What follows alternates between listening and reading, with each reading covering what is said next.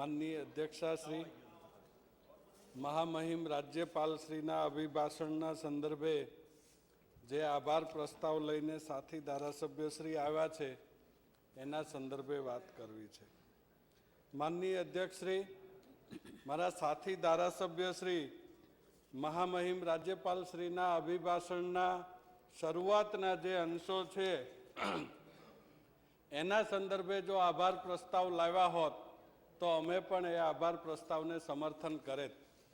મહામહિમ રાજ્યપાલશ્રીએ વક્તવ્યની શરૂઆતમાં આઝાદીના અમૃત મહોત્સવ પ્રસંગે સત્તા પક્ષને ટકોર કરી છે કે ઐતિહાસિક વારસો તો માત્ર ને માત્ર કોંગ્રેસ પાસે છે.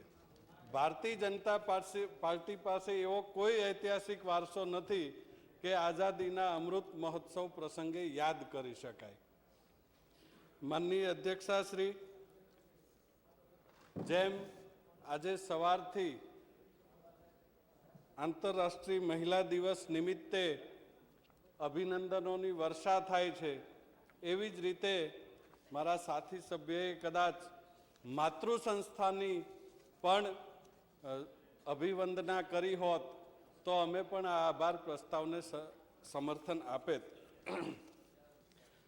જે લોકો પાસે ઇતિહાસ નથી, ઇતિહાસ વિહીન લોકો છે, એમની લોકોની પાસે ઇતિહાસ અંગેની પૂરતી જાણકારીનો પણ અભાવ હોય એવું દેખાઈ રહ્યું છે. ઇતિહાસ વિહીન આવશે. અધ્યક્ષાશ્રી, ઇતિહાસ પૂરો જાણતા હોત તો ખબર પડે કે જે પાર્ટીની સ્થાપના પૂર્વ કોંગ્રેસીઓએ જ કરી છે, આજે પણ કોંગ્રેસ પાર્ટી ઉપર જ અવલંબિત છે, ત્યારે ગૃહમાં કોંગ્રેસ વિશે વધારે પડતું બોલવું બહુ વ્યાજબી લાગતું નથી. માનનીય અધ્યક્ષાશ્રી, મારે આજે વાત કરવી છે, અનેક સાથી મિત્રોએ વાત કરી છે એની જેમ કોરોના કાળ વખતે જે પરિસ્થિતિઓ ઉદ્ભવી એને એક અલગ પ્રકારના સંદર્ભથી વાત કરવી છે. લોકોને બેડ નથી મળ્યા, લોકોને ઓક્સિજન નથી મળ્યો, લોકોને ઇન્જેક્શન નથી મળ્યા. આ બધી પરિસ્થિતિ હતી, પરંતુ એને અલગ દિશાથી જોઈએ તો સરકાર પાછલા 25 વર્ષથી માત્ર ને માત્ર પસંદગીના લોકો માટે જ કામ કરી રહી હોય એવું ચિત્ર ઉપસી રહ્યું છે. પસંદગીના લોકોને ઇન્જેક્શન મળ્યા, પસંદગીના લોકોને બેડ મળ્યા, પસંદગીના લોકોને ઓક્સિજન મળ્યો, પસંદગીના લોકોને જ જે પ્રાઇવેટ હોસ્પિટલો પસંદ કરવામાં આવી હતી એ પસંદગીની પ્રાઇવેટ હોસ્પિટલોમાં ઈલાજ મળ્યો. માનનીય અધ્યક્ષાશ્રી, મારે આ પ્રસંગે આપને કહેવું છે કે સરકારે જે પસંદગીના લોકો માટે કે પસંદગીની હોસ્પિટલો માટે કામ કર્યું એનો હિસાબ પણ પ્રજા સમક્ષ મૂકવો જોઈએ.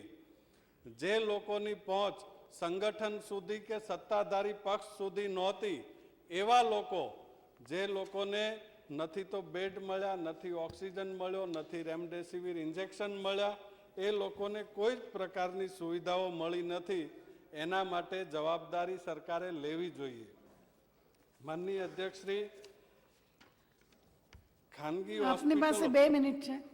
માનનીય અધ્યક્ષશ્રી, કોરોના વોરિયર્સને અતિશય સન્માન આપવા માટેની વાત થયેલી, પરંતુ ખરેખર ગૃહની અંદર પણ એક વખત જાહેરાત થયેલી કે જે હંગામી આઉટસોર્સિંગના કર્મચારીઓ હતા એને એકાઉન્ટમાં એમના રકમની જમા આપવામાં આવશે, પરંતુ આજની તારીખે એ રકમ એકાઉન્ટમાં આપવાના બદલે માનીતી એજન્સીઓના એકાઉન્ટમાં ગઈ હોય એવા પ્રકારની રજૂઆતો મળી છે.